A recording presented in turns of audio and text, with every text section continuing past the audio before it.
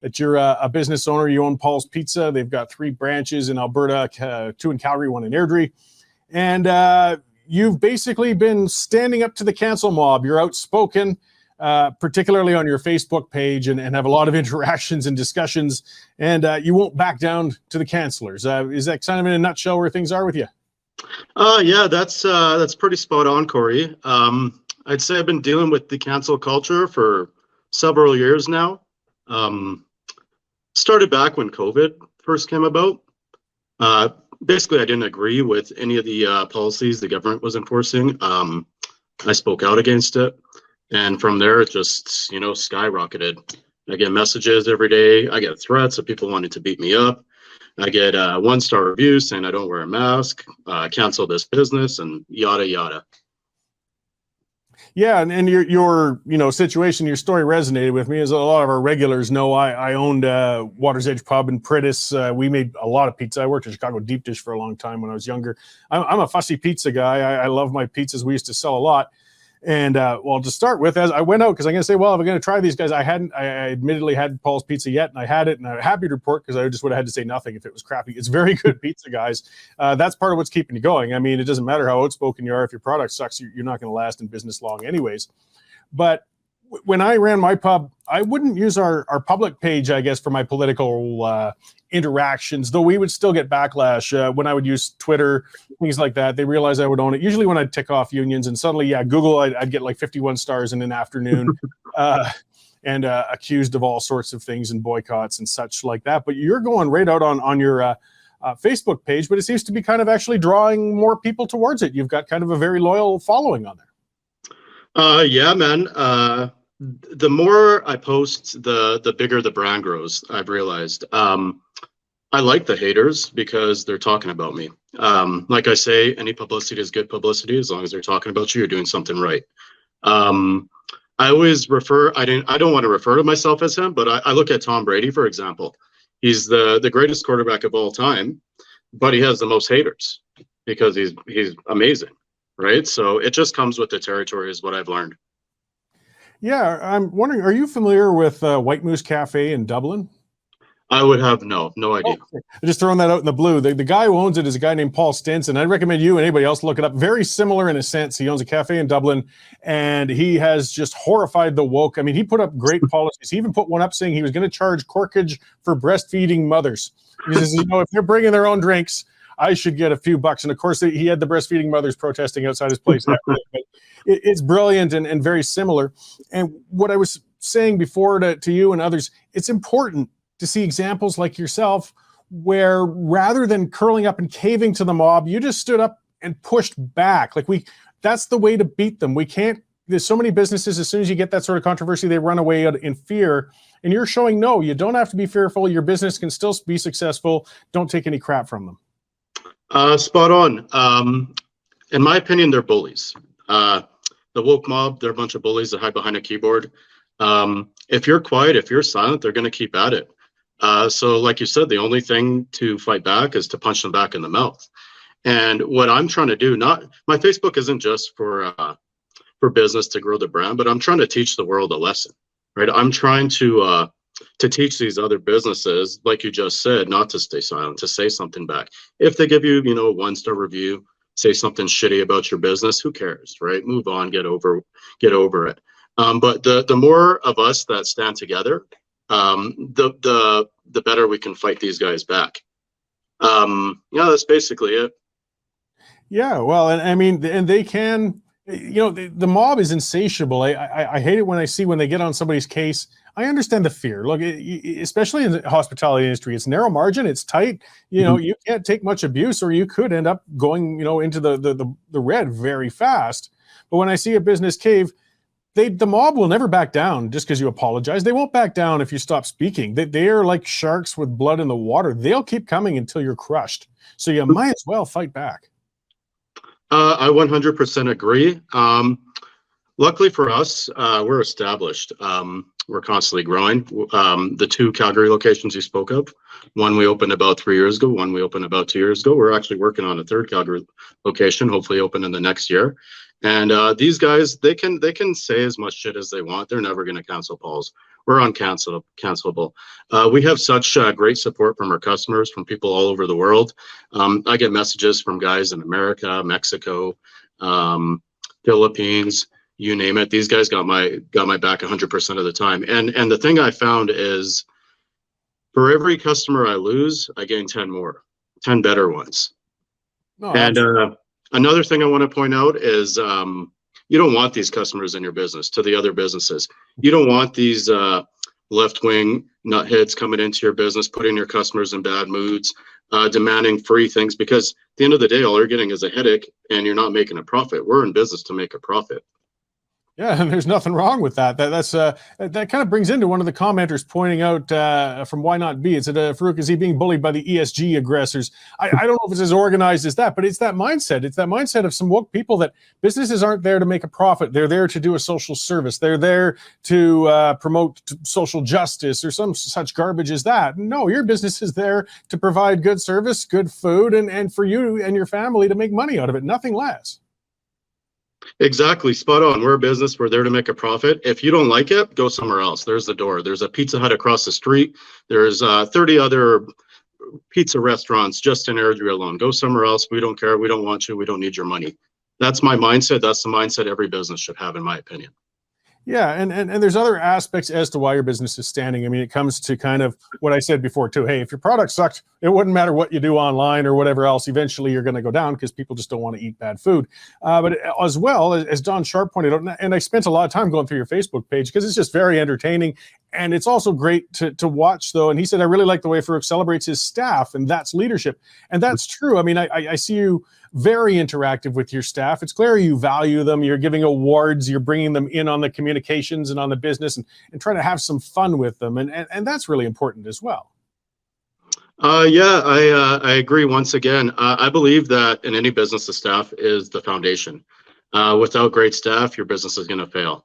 I believe I'm very spiritual, so I believe in positive energy. And the more positive they are, the more uplifted they are, the more family oriented you make the environment, the more effort they're going to put into the business, and the more they're going to work together. The happier they're going to be, the happier they work. Well, yeah, I mean, it works for everybody. One of the things I found fascinating with my pub was we would break it down. You know, you could see it so much because it's becoming so cashless. And when you see the tipper cash outs and the tip outs and that, there was particular servers who would be considerably higher than the other servers because they're giving a much better experience to the customers and it's coming back to them. And of course, that comes back to me. They're happy customers. They're going to keep coming in. You get that again from the woke. Oh, they abuse their staff. They don't pay them enough or all that garbage. Look, you know that you're relying on those employees. You have to treat them well, or it's again is as bad as having bad food. You're just not going to be in business for long if you abuse them. No, spot on again. You abuse your staff, they're not going to work well. They're going to quit. It's going to be harder to find staff. Our turnover rate is very low because we treat our staff like family. Anytime someone needs an advance, anytime someone needs clothing, whatever it is, we're always there to help. I don't charge a penny of interest.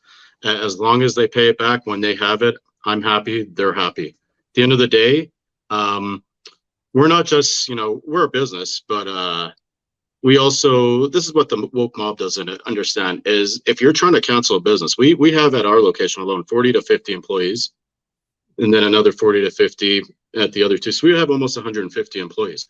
You shut us down, you're ruining 150 lives. These guys got kids to feed, bills to pay. That's what the woke mob doesn't realize, is by hurting us, you're hurting, hundreds of people. You're hurting children. Yeah, they don't seem to care. I mean, if you want to see a sociopathic group get a mob together when they start frothing with the pitchforks and getting out there, and they don't care who they hurt.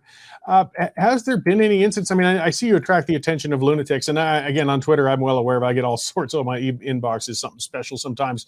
But has anybody been harassing your staff directly or any of that so far? I don't get any staff that get harassed. Usually my staff likes to stay out of those kind of things. Once in a while, someone will say something on one of the community pages talking crap about us, and I have a server or two who might say a couple things back. But that's as far as it's gone. I let all these guys know if they have a problem. I mean, the door's always open. Come inside. We can have a talk. Just buy a drink, buy something, and I'll let you in. I'm not going to talk to you for free. No, you're there to make money, and I'll just no, that's good. I was good to hear that it wasn't happening because I just wouldn't want to hear that happening. Hey, I mean, if they're Mhm. going to come after you, you're diving into the mix. Let's go, but leave the staff alone. They're there to make a Mhm. living and give good service. Um, Kim Holmes just logged on just to reiterate. Was wondering what the supposed issue was. Kim, it was a matter of. Uh, Farouk was vocal against the lockdowns, I believe, and some other things that really sort of initiated that, and it just brings the attention of the mob to a business. I'll get to some of the other businesses that did do that and suffered in a minute. I just would also like to point out, like some of the stuff you do on your page is fun. Even if it's it depends on your type of humor, and it reminds me, like I said, of that Paul Stenson with the White Moose Cafe. Something that I did get a lot of people wound up with. I had a problem. I was in a rural area with my pub, and I get people coming in using my bathroom all the time like it was a public service. They would come in, use the bathroom, leave. I had to pay 7 cents a liter for water. We're on water wells. Like I'm paying 40 cents a flush when you pinch a loaf in my bathroom. Buy a drink, buy a muffin, do something. Don't just use it. So I started posting pictures from my security camera of the people sneaking in and out and using my bathroom. And boy, man, people got upset. But the sense of entitlement on some people. Again, I'm not a charity. I'm running a business. I mean, I offer a bathroom. People who know my pub, it wasn't the greatest bathroom anyways, but it was functional. But no, I'm not giving it to you for free, and I'm not going to apologize for saying I expect something for it. But posting those things, you can have some fun, even if the people get worked up, is what I'm getting at, anyways. Because I noticed you've had quite some interactions with some folks on that page. You really push back. Oh yeah. So, I mean, a couple of the other businesses that didn't do as well, I mean, part of it too, as you said, you had an established one already, which helped. You have good product, but also you have multiple locations, and you're not in the heart of Hipsterville. Like when I saw Without Papers in Inglewood, in Calgary, they were standing up against the lockdowns. They were pushing back. They were really, in the end, they did get shut down though. Personally, I think part of that was you couldn't withstand it in that location. You were in the heart of wokedom, and it just got to them. It was sad to see. But I was just wondering, did you interact with those guys at all, or? I didn't interact with them personally. I kept up to date. I'd watch. I'm not a news guy. I don't like to watch the news, but with all the COVID stuff going on, relating to businesses especially, I kept up to date. I seen Without Papers. Chris at the Whistle Stop. Sometimes we have contact with him as well. He's come down to the restaurant a few times, and the thing is with this whole COVID nonsense is. What people don't understand is we have to play by the government's rules. Anybody during the whole COVID situation, anybody could report you for anything and it was anonymous. We had AHS come in, I don't know how many times, 20 to 30 times, and not once did we get a fine or anything, because every time they came in, we were following protocol. That being said, I still stood out. I still talked about it, but we had a lot of employees, like I said before, that we had to look out for. So we didn't want to cross the lines too much, because then they could easily shut down your business, like with what happened with Without Papers there. Yeah, and it's difficult when you're a licensed establishment too, because the government can use the AGLC as a hammer. If they pull your license, I mean, food's pretty narrow margin. You need to be selling some liquor to pay those bills, and if they pull your license, you're out of business. Yeah, they pull your AGLC. You can't sell liquor. We have VLTs in all of our locations. You can't have any of those, and a lot of people don't realize that. AHS, they could. I'm sure they can pull your, like Without Papers. They can pull your food license, your safety and handling license, and there goes everything. There goes everything you built, right? And that's what people don't realize is these businesses. We put everything into them. That's what pays our bills. That's what puts food on the table.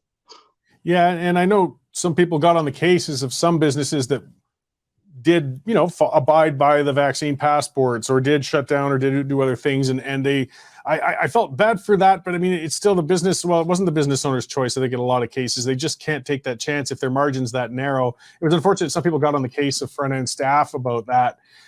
Guys, I'm certain that hostess doesn't want to bother scanning your vaccine passport. They would much rather bring you straight to a table and get a better chunk out of that tip pool. But not every business owner has the ability to push back. Unfortunately, the government has such a gun to the head of so many businesses. Yeah, it's rather unfortunate. Everybody knows I disagreed with all of it. I never wore a mask. Anytime someone came in and they asked me to wear them, they'd say, "Hey, can I speak to the owner?" I'd turn around, I turn back, and I say, You're speaking with them. What are you going to do? Go write your shitty 1-star review. Don't come back. Go call HS. Let them come in, and I'll talk to them. Yeah, the passport thing was pretty ridiculous, and I recall. I think it was the Calgary, the Chamber of Business. Before, yeah, before they brought out the vaccines, I recall them saying, or the vaccine passport, sorry, I recall them saying that vaccine passports are actually going to save small businesses and help us because it's going to make everything safer. And the second I read that, I spoke out. I even tagged them in the post, and I said, "Listen, you guys don't know shit. This is going to ruin small businesses more than anything because all you're doing is cutting our customer base into half. And then out of those people that are vaxxed, a lot of them still probably don't want to go out and get their vaccine passports checked. That's your own medical history. And look what happened. I was right. When that happened, everybody's sales tanked. And the second they got rid of it, boom, everybody climbed. Oh, yeah. Well, and I've written on it a couple of times. The Calgary Chamber of Commerce is a joke. I'm going to editorialize for a sec because you brought them up, and I've got a particular burn my saddle with them anyways. And Deborah Yedelin, you can tell an organization that clearly doesn't know anything about running a business going fast forward to, yeah, they were supporting the passport saying it would increase business, which was dead wrong. She also came out opposing getting rid of the passport. And she said, when you get rid of that passport, business is going to slow down because people will be afraid to come out. She was proven to be full of shit. I mean, every business got better business. I mean, if that was the case, there was only one. It was a bar on 8th Avenue. They said, we're going to keep the passport system, and all these hipsters were applauding it online. It lasted a week. And it's even if you mean it, I mean, if you're running a big bar, if you got a group of 5 who are going to come to your place and one of them isn't going to show the vaccine passport, they're not going to go. The whole group of 5 is going to go somewhere else. So just by math, whether you agree or not agree with the passports, it's not good for business. Nobody who has even a gram of principle, business idea would think so. And it's abhorrent that the head of a chamber of commerce would say that kind of crap. Yeah, it's pretty embarrassing, to be honest. I don't pay attention. I don't know who this Deborah Yedelin girl is. I know the business you were speaking of was Ship and Anchor. And like you said, they lasted a week because they probably realized, hey, our sales aren't going up. People are going other places. We have a million competitors right beside us. They're going to leave here and go there. So they backtracked pretty quick, and I thought it was pretty hilarious, to be honest. Well, yeah, it's as I said. I mean, when say even, and I don't know the numbers. People have all sorts of numbers. Say even only 10% of the people didn't have a vaccine passport, which I think was higher than that. Well, you're taking 10% out of the pool of sales you could get. And as I said, it's bigger than that because you're going to lose groups because other people are just not going to go there. But people weren't listening to business owners. They were listening to politicians. They were listening to activists. They were listening to, people like Yedelin, who was a business writer before she took over the chamber. She's never, as far as I could tell, run a small business because, again, none would be able to say that sort of thing with a straight face. But most of their intent was to embarrass Jason Kenney, and try and they were hoping for a disaster when he lifted the passports.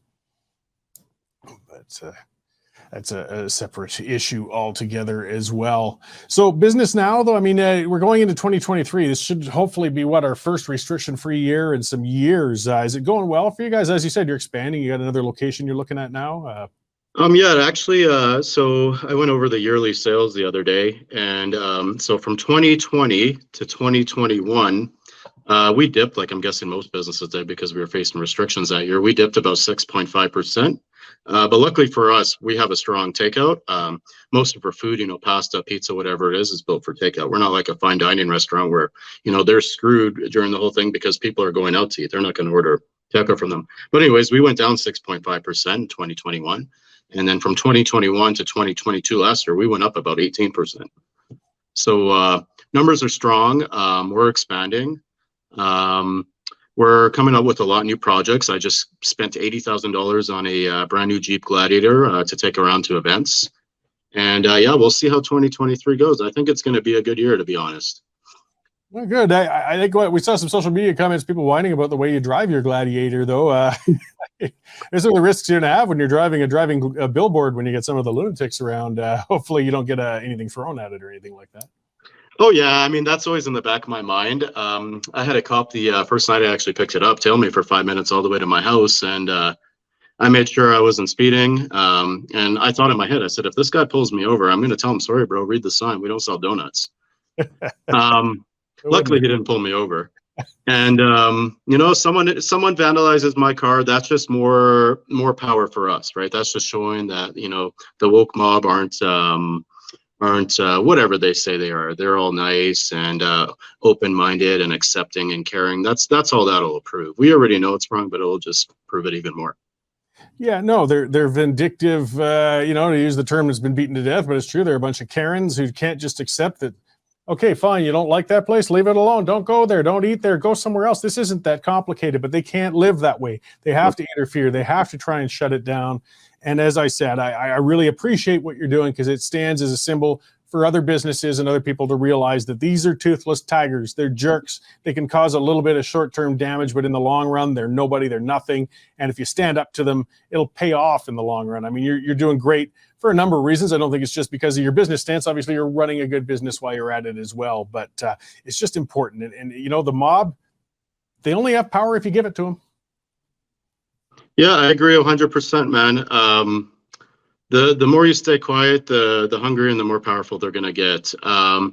To your other point, yeah, exactly. If you don't like it, go somewhere else. I mean, there's a lot of people and places and businesses that I don't like. I'm not going to go and spend all day on their social media, reading every post, arguing with every single commenter. I mean, who does that?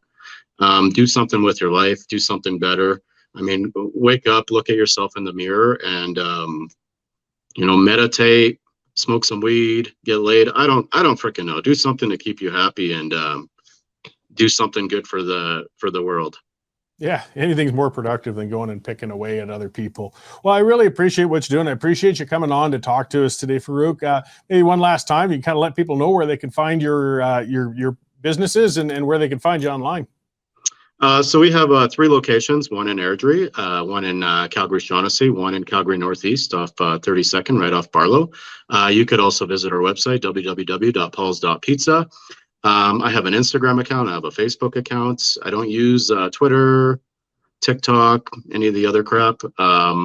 That's basically it. And thank you, Corey, for having me on the show, and I appreciate it. Right on. Well, and I'll be sure to get another pizza out of you soon. I'll try and drag Jane up to Airdrie one of these days and have a sit down up that way. Will do. Shots on me. Right on. Okay. Well, thanks again, and we'll hopefully see you sometime soon. The current Lethbridge feed grain prices are as follows. Cash barley's at $4.43, feed wheat's at $4.45, and corn's holding at $4.44 per metric ton. In the milling wheat markets, March Minneapolis futures gained 2 cents at $9.05 per bushel, with local hard red spring bids for January-February movement at $11.55 per bushel. In the oil seeds, nearby canola futures lost $2.70 at $8.6630 per ton, with delivered values for February movement at $19.42 per bushel. In the pulse markets, nearby red lentil prices are trading at 32.5 cents per pound, and yellow peas remain at $13 per bushel. In the cattle markets, February live cattle are down 17 cents at $157.10 per 100 weight. For more information on grain marketing, call me at 403-394-1711. I'm Sean Smith at Marketplace Commodities. Let's go Team Canada Juniors. Great, come on, let's go. It's busy keeping the house going and getting everyone where they need to be. Awesome. But when it comes to my wellness, I stay connected to my community. And it feels pretty good. And if I need support, I call 211. You can become a Western Standard member for just $10 a month or $99 a year for unlimited access.